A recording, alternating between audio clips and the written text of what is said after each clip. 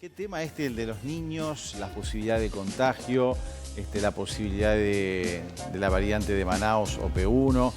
Toda esta polémica que generó primero la no presencia obligatoria por esos 8 días, el concepto de que era inconstitucional, luego el cierre de las escuelas, de todos los centros educativos ante este crecimiento de casos por la COVID-19. Después, fue después de la conferencia, ¿no?, que surgió también ahí el comentario de que lo que había acelerado de alguna manera el cierre de los centros educativos era la presencia justamente de esta variante de Manaos, que como se sabe tiene una alta transmisibilidad. Sí, no, que justamente Robert Silva llegó a la conferencia diciendo voy a intentar de mantener la presencialidad, y que fue el informe de los especialistas que le dijeron, bueno, hay presencia de P1 en las escuelas. Claro. Es preferible que vayamos a la virtualidad, y es por eso que se dio el cambio también en la estrategia. Y en un contexto en el cual, la vacuna todavía no está aprobada para los menores, para los adolescentes y para los más pequeños. Se está en fases aún de investigación. Sabemos que los niños que se afectan no revisten generalmente situaciones de salud complicadas, pero en definitiva es un tema que está allí en el tapete, y por eso queríamos conversar en la mañana de hoy con el doctor Gustavo Giacchetto, quien es profesor titular de la Clínica Pediátrica de la Facultad de Medicina, también es jefe del Departamento Pediátrico del Hospital Pereira Rosell, e integrante, asesor del equipo científico del GACH. Así que bueno, Gustavo, ¿cómo te va? Es un gusto recibirte esta mañana. ¿Cómo andás?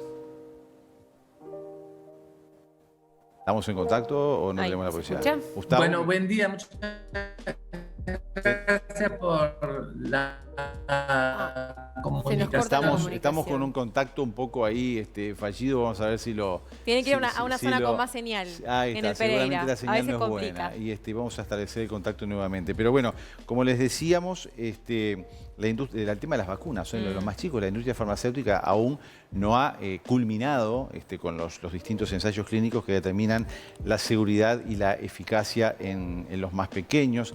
Se habla en realidad de que un 9% de los chicos podría ser víctima de COVID, y a su vez la presencia de la COVID en los más pequeños, como se sabe, no muestra las características tan severas o tan importantes como la que vemos en los adultos. Las explicaciones son varias, claro. Entre ellas, como los niños pasan resfriados y de alguna manera se resfrían por primos hermanos de lo que sería el SARS-CoV-2, eso por ahí determinaría de alguna forma defensas que los ayudan, o incluso se dice que las defensas actuarían de manera distinta a lo que pasa con los adultos para que no tengan esos cuadros tan severos. Ahora sí, retomamos el contacto con el doctor Giacchetto. Gustavo, ¿cómo te va? Gracias por estar con nosotros esta mañana. Bueno, muchas gracias, un gusto estar con ustedes. Gracias por la comunicación. Gustavo, ¿cómo es este tema? Porque generó tanta polémica, bueno, de cerrar nuevamente la asistencia a los centros educativos, por el riesgo de la COVID, la posibilidad de la existencia de los centros educativos, que hubo varios focos en distintos centros justamente con la COVID, y la posibilidad de la variante P1 de Manaos, de gran transmisibilidad. Como pediatra y en el rango que tú ocupás y también de asesoramiento en el GACH, ¿considerás que esta medida fue la correcta para los más chiquitos, o por lo menos para los estudiantes en general?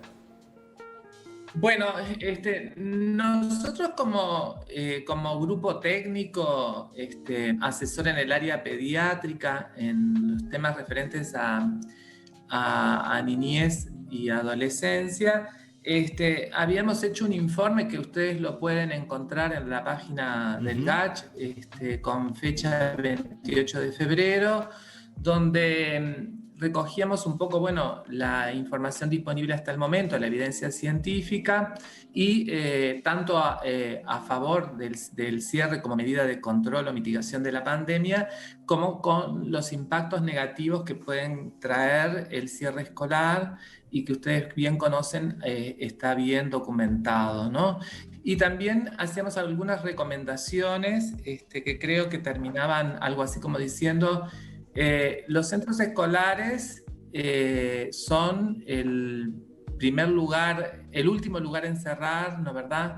El primer lugar en abrir. La presencialidad debe ser conservada lo más que se pueda,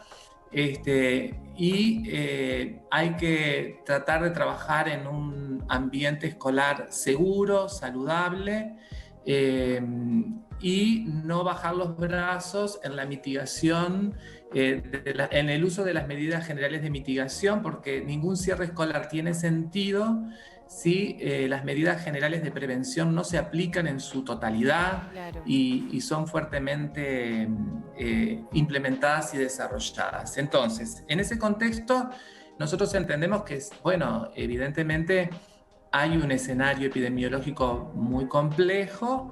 La movilidad relacionada con la apertura escolar probablemente genera un aumento en el número de casos, la introducción de una variante genética diferente con un poder de transmisión distinto también es una cuestión que complica el escenario, y todavía no hemos avanzado lo suficiente, aunque se viene avanzando bastante en la vacunación. Por lo tanto, la medida de cierre es una medida muy fuerte, pero bueno, nosotros entendemos que si la capacidad de testeo, ¿no, verdad?, de seguimiento ambulatorio, de rastreo y la atención se está complicando, puede ser una medida comprensible, aunque nosotros siempre insistimos en que el cierre debe ser, la no presencialidad, porque el cierre no es el tema, ¿no? La no presencialidad es más importante en los sectores de secundaria que en los niños de educación inicial y primaria, ¿no? Ese es el orden que habíamos establecido, un poco como jerarquizando que la transmisibilidad y la enfermedad tiene impacto diferencial según la edad de los niños, ¿no? No es lo mismo la edad, la primera infancia, ¿no, verdad?, la edad escolar, sí, que la adolescencia, ¿no? Ahora, Gustavo, donde hay el riesgo va aumentando claro, con la edad. Ahora, Gustavo, en los hechos... Esa es un poco algunas de las cuestiones que quería iniciar. En los hechos igual, digo, existía un incremento de focos en varios centros educativos asociado a dos cosas. Es cierto, los niños no son los que más se afectan, pero pueden transcurrir igual una enfermedad de bajas características y ser vector en sus casas. Y a esto sumado que un 40% de los docentes hasta el momento no habían adherido a la vacunación. Digo, es un combo un poco especial. Sí, nosotros, por eso digo, una cosa es tomar la medida, es una cuestión de autoridad, es cuestión política, porque para poder tomar la medida, ¿no, verdad?, y evaluar el impacto. En el mundo, el cierre escolar, el trabajar en no presencialidad absoluta, ha tenido un impacto relativo en esta enfermedad. No hay evidencia que sostenga que esta medida es una medida que tiene el mismo impacto que para influenza, por ejemplo. Claro. Y eso tiene una razón de ser muy importante, y es que esta enfermedad no es igual que la influenza. Esta enfermedad se transmite mucho más rápido, ¿no, verdad?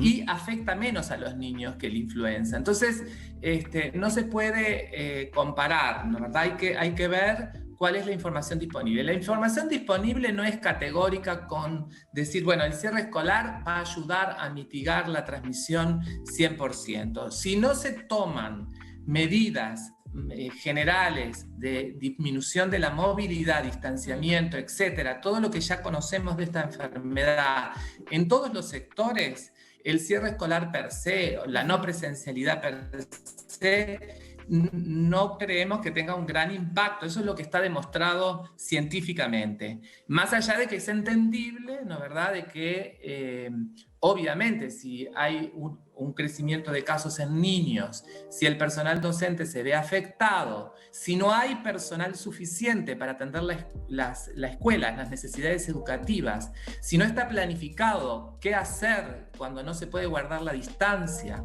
todas las recomendaciones que están contenidas en ese documento, es obvio que uno no puede favorecer eso. Lo que quiero aclarar es que los niños, como tú bien decías, se infectan menos que los adultos, pero además desarrollan formas más leves o incluso asintomáticas de la enfermedad. Aunque los asintomáticos pueden transmitir, no se conoce exactamente cuál es el poder de contagiosidad o transmisibilidad que tienen los niños.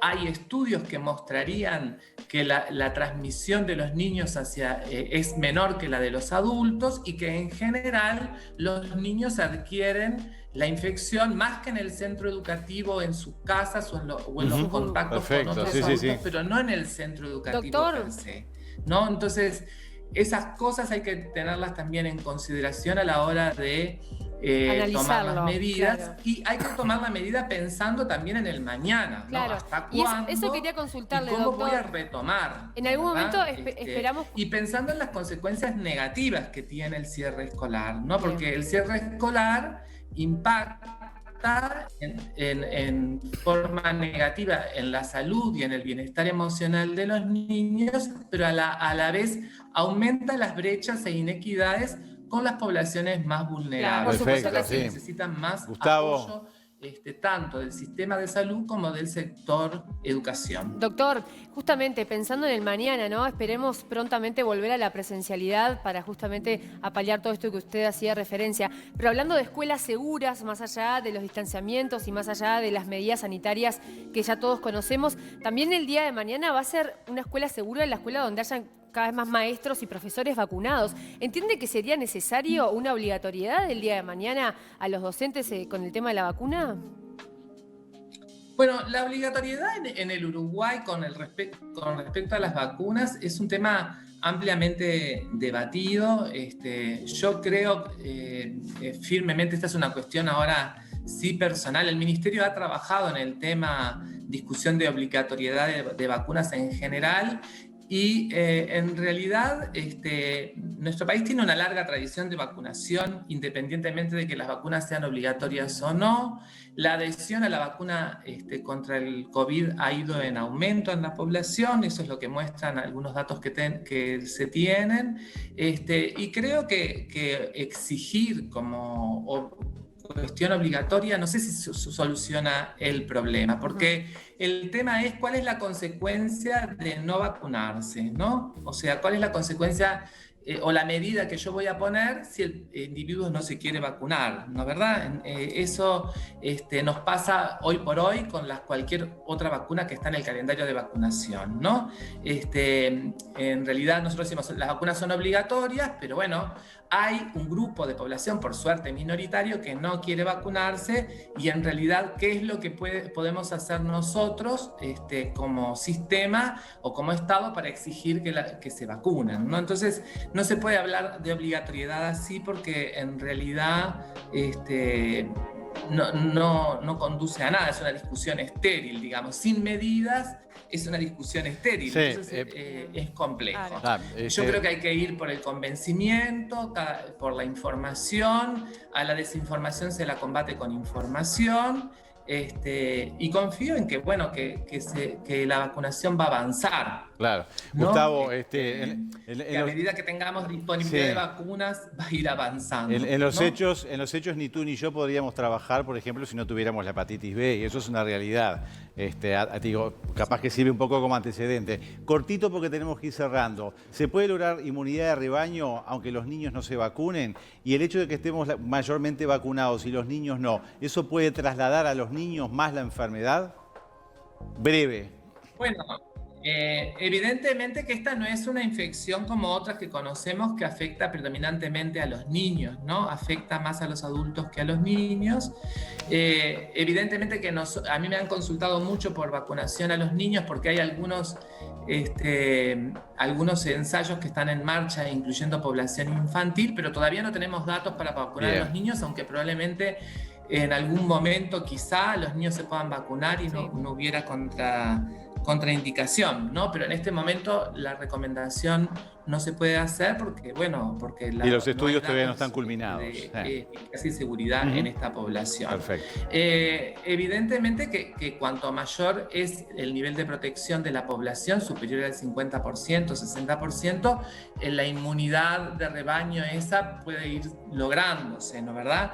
Es posible, también es posible que haya un traslado de casos hacia los niños, pero ustedes ven que el comportamiento de la enfermedad en los niños es diferente hasta ahora, los datos lo que tiene que ver con los adultos, de lo que es en adultos. Es una enfermedad que aparentemente los afecta menos, aparentemente tiene formas más leves, no tiene hospitalizaciones, la mortalidad no es la misma que en adultos. De hecho, nosotros en los sistemas donde atendemos no estamos inundados de pacientes hospitalizados, niños con COVID, ¿no? Es un peso de la atención ambulatoria. Exacto. Digamos. Gustavo. Entonces hay que mirar este tema con cuidado y no adelantar información que no tenemos. Perfecto. Muchas gracias, doctor Gustavo Giacchetto, por este contacto, muy claro. Y bueno, esperemos que pronto se puedan retomar la actividad escolar como se hizo el año pasado, ¿no? Empezó en abril con las escuelas rurales y en junio ya estábamos con la presencialidad total, muy diferente a lo que ocurrió en otros países de la región, por ejemplo Argentina, que durante todo el año no tuvieron clase. Muchas gracias Gustavo.